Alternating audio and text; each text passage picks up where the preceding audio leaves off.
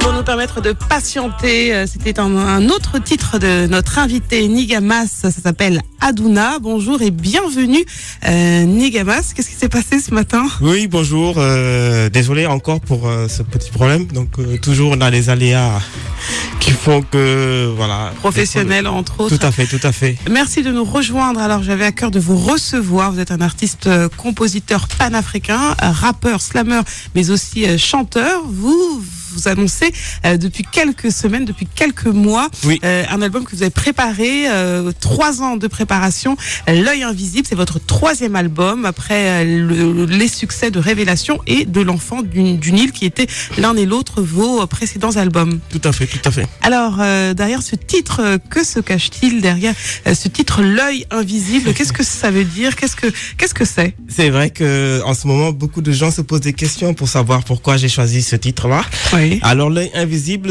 c'est tout simplement l'œil de la complétude, l'œil de la connaissance, et de l'autre côté, on a l'œil du diable.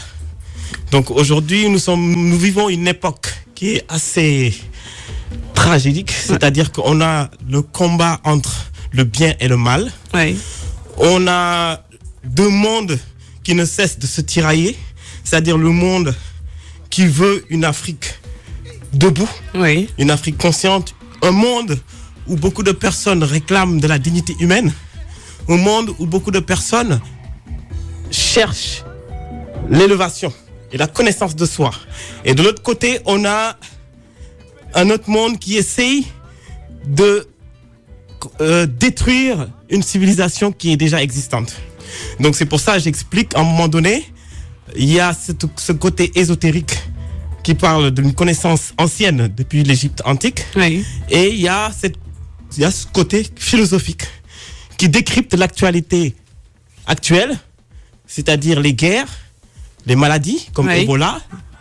Et tout cela, en fait, est instrumentalisé par une élite politique qui ne veut pas justement qu'on voit cet œil-là, justement parce qu'il est caché, parce qu'il y a quelque chose qui est derrière, qui fait que nous ne pouvons pas accéder à certaines informations qui sont cachées au grand public, certaines instrumentalisations qui sont faites en Afrique, c'est-à-dire des lobbies qui viennent piller nos ressources. Et de l'autre côté, on a toujours certaines personnes qui nous font croire que c'est la malédiction qui est tombée sur le peuple africain. Alors vous vous revendiquez comme un artiste panafricain et engagé. Qu'est-ce que ça veut dire, Nigamas?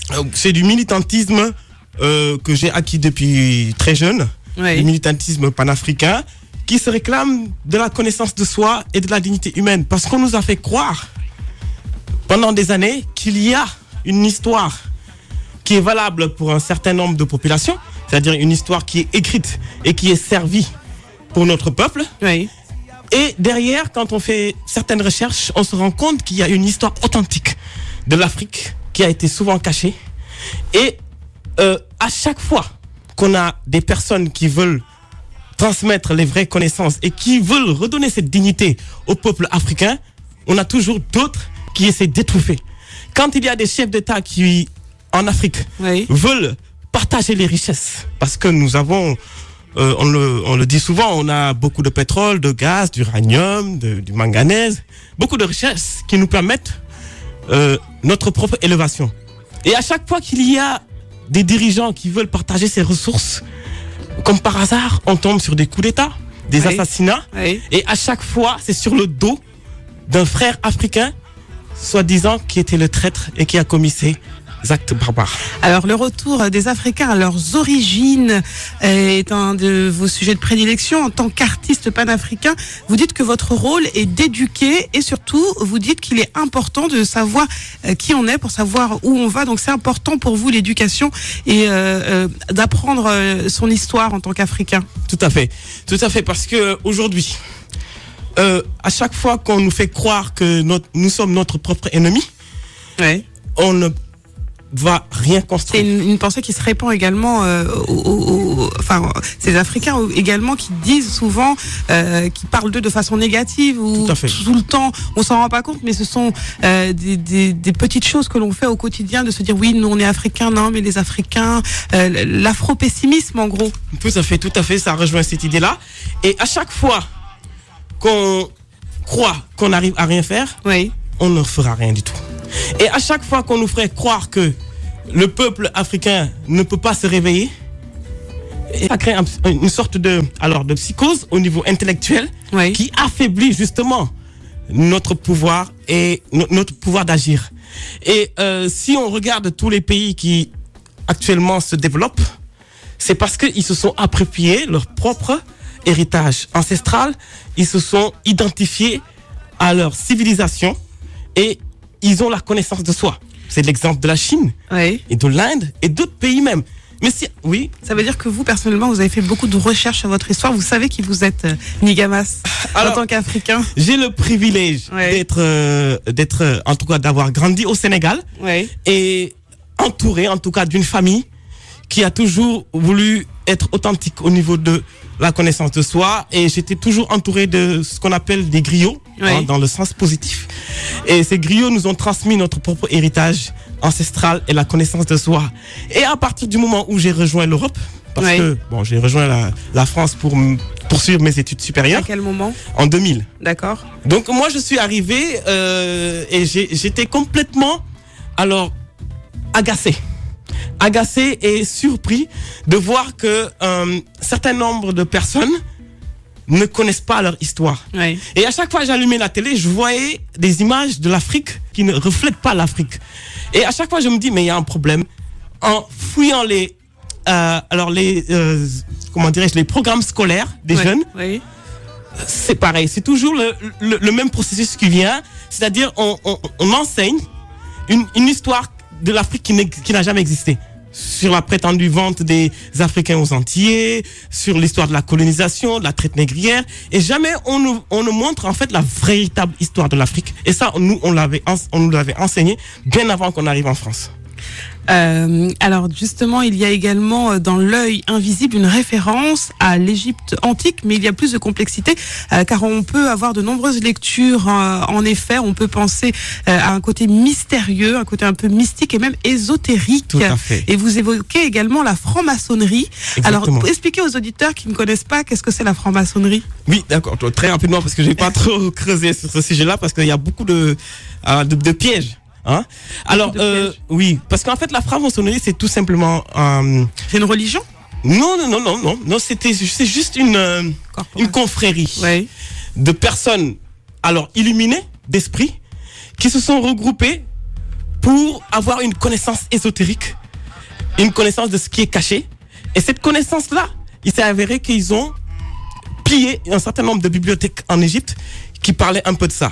Mais sauf que eux, ils ont pris cette connaissance et ils l'ont détournée de manière négative, de manière diabolique. Je ne parle pas de tous les francs-maçons, je parle de certains qui en ont fait, en tout cas, une connaissance mystique et qui leur pousse à faire des pratiques qui sont contre, justement, l'humanité actuelle. Alors, on voit sur les réseaux sociaux souvent qu'il y a certains chefs d'État africains qui sont taxés de francs-maçons. Oui, il y en a beaucoup. En tout cas, sur 54 pays, il y en a au moins 45 qui sont en tout cas, impliqués dans ces réseaux-là. Mais le problème, c'est que... ce qui se passe, c'est que l'Afrique, aujourd'hui, a été infiltrée bien avant même, très très longtemps, par ces réseaux-là. Parce que justement, eux, ils ont compris, en mettant en place cette stratégie, ça leur permet d'avoir le contrôle des pensées, le contrôle des personnes et le contrôle des richesses.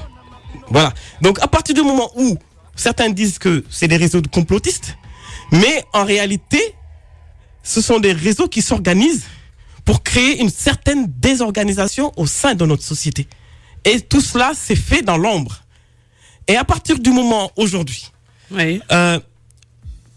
on sait exactement d'où est tirée en fait cette connaissance-là, parce que c'est depuis l'Égypte antique, parce que pour avoir accès à certains temples d'Égypte et pour avoir accès à certaines connaissances à l'époque, il faut être un haut initié. avoir une certaine, prédisposition. Tout à fait. Et il faut faire aussi en tout cas ce qu'on appelle des stages. Ouais, des rites, quoi. Des rituels. Et ce sont des rituels qui existent toujours en Afrique. C'est pour ça en Afrique, on a toujours ces confréries-là, qu'on appelle des sociétés secrètes qui se sont organisées d'une autre manière. Pas de la même manière que les francs-maçons, mais ce sont des sociétés secrètes. Alors, vous expliquez aussi que les Africains gagneraient à revenir à leur première religion animiste, puisque les religions révélées, vous dites, sont un peu un poison pour certains. Oh, non, je dirais pas ça. Non, j'irai pas jusque-là, parce qu'aujourd'hui, c'est vrai, bien avant l'infiltration de l'islam et du christianisme, on avait notre propre religion, qui est une religion monothéiste depuis Akhenaton. Après, ce qui s'est passé, ce sont des gens qui sont arrivés, ils nous ont imposé une certaine manière c'est-à-dire la connaissance du Dieu, alors que nous, à l'époque, on avait déjà cette connaissance du divin. Sauf que, Cheikh Anta Diop, ce qu'il dit dans un de ses ouvrages, il dit « Le retour aux sources permet à l'Africain de s'identifier et de se connaître mieux que quiconque. » Ce retour-là, c'est vrai, est nécessaire pour la connaissance. Ça nous éviterait de faire des amalgames. Parce qu'aujourd'hui, il y a, en tout cas, dans une certaine classe de société, on mélange en fait l'islam et l'animisme. Et à chaque fois, c'est pareil. C'est-à-dire que il y a beaucoup de coutumes, il y a beaucoup de confusion qu'on raccroche à l'islam, alors qu'en fait, quand on regarde dans les textes, ce sont des choses qui ne sont pas. Par exemple, l'excision, il y en a qui disent oui, c'est dans la religion, alors que c'est pas le cas. Non, c'est pas dans le cas. L'excision, c'est quelque chose qui est complètement à part, qui est venu bien après les religions. Alors, vous êtes également un défenseur de la pensée du professeur Cheikh Anta Diop, tout à fait. Qui est un peu votre guide. Oui, Cheikh Anta Diop, en tout cas, parce qu'il a beaucoup contribué en tout cas dans mon apprentissage sur le panafricanisme. Oui. Parce que tout simplement, déjà, parce que ma famille est très proche de Cheikh Anta Diop, il était vraiment très ami avec mon grand-père. D'accord. Et c'est lui qui nous a mis, en tout cas, sur le terrain de la connaissance. C'est l'ouverture, c'est aller au-delà de ce qu'on nous impose et apprendre que notre héritage a été une civilisation, en tout cas exceptionnelle, que rien ne peut l'empêcher d'avoir cette éclosion. Et ça nous a permis aussi de savoir ce que nous faisons. C'est-à-dire les instruments qu'on utilise, les rites qu'on utilise, d'où viennent nos prénoms. Par exemple, mon prénom Massamba. Vous avez beaucoup de connaissances à ce sujet, d'où ça vient Massamba, oui. Allez-y. Oui, non, mais moi je vais pas m'auto-glorifier, mais certains disent que c'est celui qui est... Massamba, c'est celui qui est juste de parole, en tout cas. Celui qui a... parce que ça veut dire équité, justice. Et si tu vas au Congo, tu vas voir des Massamba. Donc c'est ceux qui, en tout cas, sont ces personnes-là qui portent la parole juste et qui essayent d'équilibrer les pensées. Aïssata, ça vient d'où? Aïssata, c'est un grand nom. Même, je disais tout à l'heure avant de venir, Aïssata, Isis, à partir du moment où je viens voir la grande déesse Isis, Isiatou, où je viens voir la grande déesse Isis, Isiatou, c'est vraiment quelque chose d'honorable. Je vais aller faire des recherches. Des recherches justement, puisque vous revenez dernièrement de voyage en Égypte. Vous étiez notamment sur le plateau de Gizeh. Tout à fait. Pour quelles raisons? Beaucoup de raisons. Il y a une raison que si je le dis maintenant, ça a cassé toute ma stratégie de com. La deuxième raison, c'est que je suis parti tourner des images. Et j'ai été présenté à des gens qui font des festivals, notamment le festival de Caire et le festival des pyramides, et de pouvoir participer aux prochaines éditions. Donc j'ai tourné des images et j'ai rencontré des personnes qui ont été en admiration par rapport au travail que je fais. Et donc ça m'a permis d'avoir une certaine ouverture pour pouvoir participer au projet des enfants du Nil. Quand je dis des enfants du Nil, c'est parce que aujourd'hui il y a une lignée des gens qui cherchent en tout cas à refaire revivre ce patrimoine culturel d'Égypte en y associant des gens qui font ce travail-là que ce soit au niveau de l'art et que ce soit au niveau de la lecture, de toutes les disciplines culturelles. Alors j'ai vu une vidéo qui m'a un peu surprise. Vous étiez au Sénégal dernièrement et il y a une petite vidéo intitulée Nigamas, candidat aux prochaines élections présidentielles.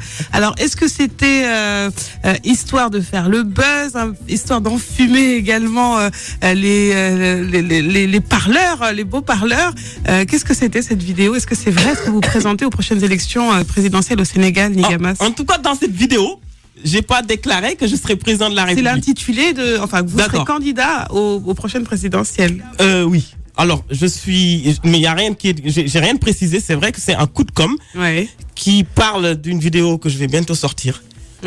Et c'est autour de ce sujet-là pour les élections présidentielles.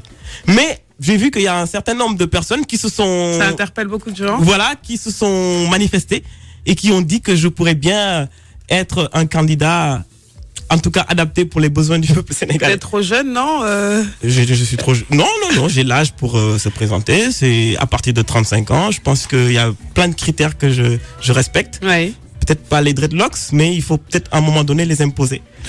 Alors, un retour à nos traditions au niveau du physique, de l'aspect, c'est également un de vos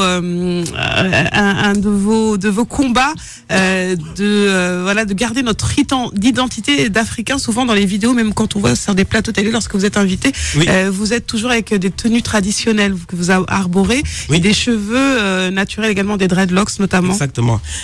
Voilà, c'est une question que j'apprécie beaucoup. La tenue, en tout cas, et le look, ça fait partie de notre identité. Les dreadlocks, ça a une signification extrêmement puissante depuis l'Afrique impériale. Et les cheveux naturels, en tout cas, comme on le fait souvent, connotent une certaine divinité en soi. Parce que tous les pharaons avaient des cheveux crépus, longs, et c'était des cheveux bouclés. Quelqu'un qui a les cheveux crépus, les locks se font en général naturellement, sans pour autant les twister, les tourner, quoi que ce soit. Donc ça a une signification en tout cas sacrée. Et dans les profondes sociétés africaines, on dit souvent que ça a une protection en soi. À partir du moment où on se réclame, où on veut faire vivre la culture, il faut déjà passer par nos couturiers, nos artisans. Et ceux qui font ce travail-là, parce qu'on n'a rien à envier aux autres.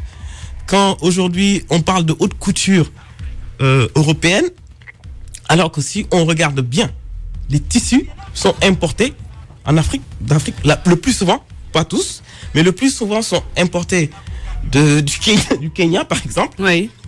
Et on a par exemple des tissus Maasai qui sont repris aujourd'hui dans la haute couture européenne, alors que chez nous, on les fait aussi bien. Donc c'est pour ça, moi, mes tenues vestimentaires sont faites par un couturier africain qui s'appelle Sadiobi, je nomme son nom, et qui me fait de superbes tenues africaines. Alors, lorsque vous allez au Sénégal, que vous allumez la télé, par exemple, et que vous vous prenez dans la rue, est-ce que ça vous choque de voir toutes ces filles à la peau claire qui se décapent la peau, tous ces tissages, parce que c'est vrai que c'est particulier sur la télévision sénégalaise, presque toutes les filles sont claires de peau. Est-ce que vos messages passent là-bas? Ah non, pas du tout. C'est pour ça que je suis en profond désaccord avec certains. Il y a des personnes, quand elles me croisent dans la rue, à peine elles veulent me saluer parce qu'elles ont compris le message en disant que oui, voilà, ce sont des gens qui sont un peu qui vivent un peu dans l'antiquité, qui pensent que voilà, maintenant on est au 21e siècle, il faut. Sauf que c'est comme si. C'est vrai que vous ne pratiquez jamais la langue de bois, Nigamas. Comment? Vous ne pratiquez jamais la langue de bois? Ah non, pas du tout, pas du tout. J'essaye d'être authentique par rapport à mon prénom. Donc voilà, est-ce que je disais par rapport aux filles, et je leur dis, mais vous voulez mettre des tissages, je sais pas comment ça s'appelle, c'est des tissages ou des greffages, etc. Ça vous coûte excessivement cher et ça vous dénature. Et la plupart du temps, ils vont dire, non, moi j'achète des cheveux naturels. Bon, t'achètes des cheveux naturels qui sont pillés dans les temples en Inde. Ce sont des offrandes en général qui sont données à certaines divinités en Inde. Et on ne sait pas ce qu'il y a dedans. On ne sait pas quel type de malédiction il y a dedans. Et nous, en Afrique, on nous jette ces genres de poubelles et on les met sur les têtes. Donc, à partir du moment où on met certaines choses sur les têtes, on peut rajouter une certaine aliénation supplémentaire.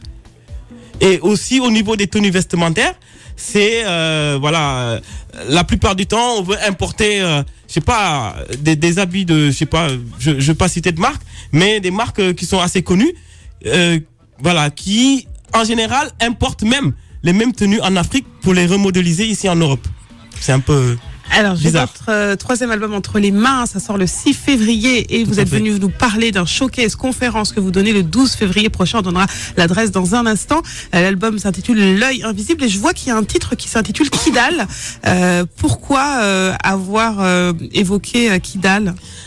Très bonne question. Kidal, c'est un sujet qui me tient beaucoup à cœur parce que ça parle de ce qui s'est passé au Mali et de ce qui se passe toujours au Mali. Et ça parle de... En fait, j'ai fait une autre lecture de cette, en tout cas, prétendue guerre au Mali. Oui. Et d'expliquer dans le fond des choses qu'il y a un certain nombre d'informations qu'on nous cache, notamment sur Kidal. Et de l'autre côté, on voit une certaine propagande qui est diffusée. Donc, on va dire tout simplement que les Français sont venus nous sauver parce que les Africains n'arrivaient pas à constituer une armée, en tout cas fédérale, qui permettrait d'intervenir au Mali. Oui. Sauf que l'information qui est cachée, c'est pas parce que là maintenant tout le monde est au courant, hein, sauf que entre le Mali et le Niger, il y a ce qu'on appelle une mine d'or. On a une mine d'or, on a l'uranium, beaucoup de richesses qui servent à certaines, en tout cas, multinationales occidentales. Oui. Et de l'autre côté, on n'explique pas l'histoire du Mali.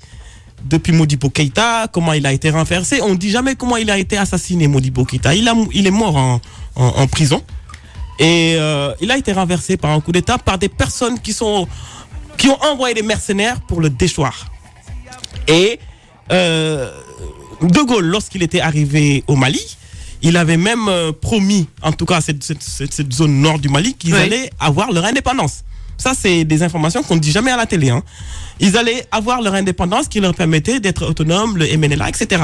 Sauf que quelques années après, on a mis en place un président qui voulait s'armer et de lutter contre tout le trafic de banditisme, le trafic d'armes qui sévissait au niveau du nord du Mali. Oui. À un moment donné, lorsqu'on a renversé le président Kadhafi, par Nicolas Sarkozy, bien évidemment, on a en fait toute cette zone qui était une zone sensible, qui était à l'époque maîtrisée par Kadhafi.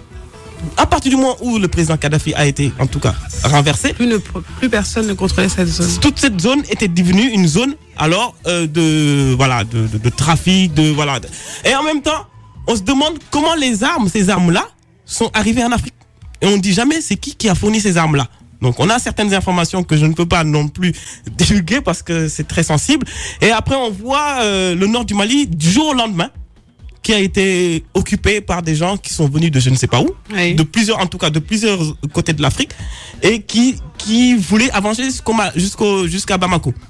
Ça a été laissé faire parce qu'à un moment donné le président avait demandé à ce que cette zone-là soit protégée. Il y a toujours eu un embargo là-dessus. Il n'y a jamais eu la possibilité de se défendre. Et maintenant, l'État français voulait jouer aux sapeurs-pompiers, mais c'était trop tard. C'était encore une stratégie pour pouvoir contrôler cette zone-là. Parce qu'à l'autre côté, il y a des Américains qui se sont installés avec leur base militaire. Donc c'est extrêmement géopolitique complexe. Alors je suppose qu'avec le discours que vous avez et tous ces engagements, vous n'avez pas que des amis. Ça va, ça se passe bien, vous n'avez pas trop de détracteurs, Nigamas? Ah ben écoutez, beaucoup d'ennemis qui essaient de déstabiliser et de m'intimider par rapport à mon combat. Et lorsque j'ai fait le pèlerinage en Égypte, oui. J'ai demandé en tout cas la bénédiction de Dieu. Oui. Et la puissance de la maths, c'est-à-dire la vérité, la justice, l'équité, a toujours été notre force. Et je me dis que je suis un conquérant, je suis venu en mission sur Terre, et cette mission, je l'accomplirai, que ça plaise ou que ça déplaise. Alors il y a 12 titres, hein, vous évoquez tout plein de sujets profonds.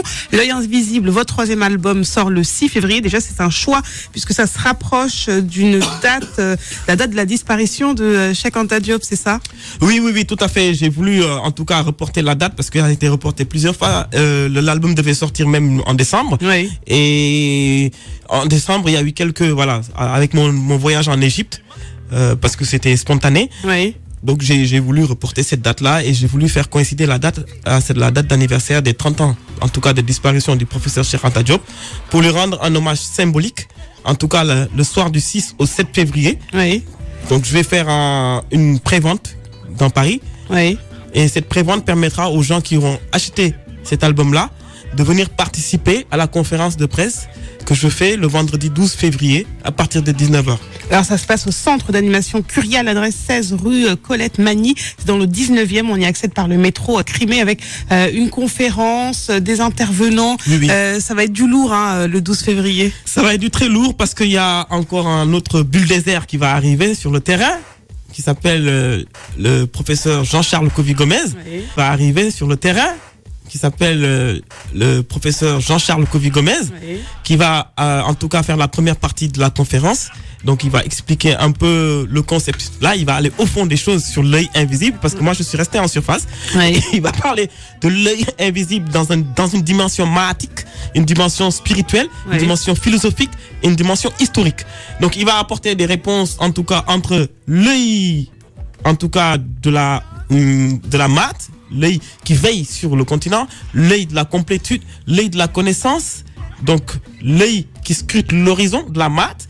Et de l'autre côté, on a un œil qui est beaucoup plus mystérieux et qui a le contrôle de l'Afrique. Donc c'est pour ça, tout à l'heure, j'ai débuté l'interview en disant que c'est le combat entre le mal et la vérité. C'est le combat entre Isfet et Maat, comme à l'époque de l'Égypte antique. Alors, il faut y être à quelle heure? C'est 19h, c'est ça? Voilà, 19h. Oui. Donc, ce sera l'entrée sur l'achat de l'album. Donc, j'impose à tout le monde de venir acheter l'album sur place, soit en prévente à partir du 6. Ils pourront regarder les informations sur ma page Facebook, Nigamas, ou à l'entrée directement de la salle, ils peuvent acheter l'album et accéder à la conférence. Alors, le 6 février, pour acheter l'album, ça se passe à Paris, dans un restaurant. Dans un restaurant qui s'appelle La Pointe des Almadies. D'accord. L'adresse? Alors, 14 rue Chabrol, Paris, gare de l'Est. Ça, c'est le 6. À quelle heure? C'est le soir aussi? Oui, à partir de 19h, ils peuvent venir. Voilà. Et puis, le 12 février, un événement qui commence à 19h, conférence showcase. C'est vendredi 12 février au centre d'animation Curial, 16 rue Colette Magny, Paris 19e. Quel serait votre dernier mot au public qui nous écoute ce matin, Nigamas? Alors, en tout cas, je te remercie de m'avoir invité sur le plateau, malgré aujourd'hui que j'ai... je suis un peu malade et beaucoup d'imprévus. Et ça, c'est dû à la fatigue aussi, parce que je cours depuis un certain moment pour organiser tous ces événements-là. C'est beaucoup d'énergie, beaucoup de force.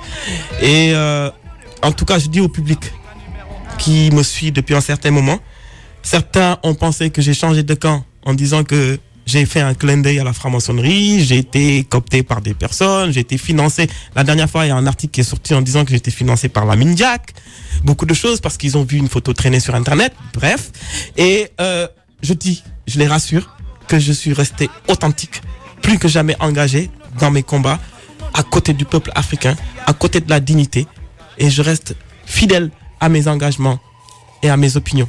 Rien ne va changer, quoi que ce soit, sur ma lignée directrice. Et je tiens à, en tout cas, dire à tout le monde que L'œil invisible est un album que, en tout cas, j'ai donné beaucoup. Je me suis, je me suis sacrifié en termes financiers même pour le sortir. Et voilà. Il y a un duo avec Adjouza qui sera avec nous demain matin. Ah, d'accord, elle est dans l'album. Oui, j'ai vu ça. Numéro 6 de l'album. Livre d'or. Merci beaucoup, Nigamas. Au plaisir de vous inviter une fois de plus la prochaine fois sur l'antenne d'Africa numéro 1. L'œil invisible, l'album qu'il faut avoir. N'hésitez pas à vous le procurer. Il est 11h56. Ça y est, c'est fini.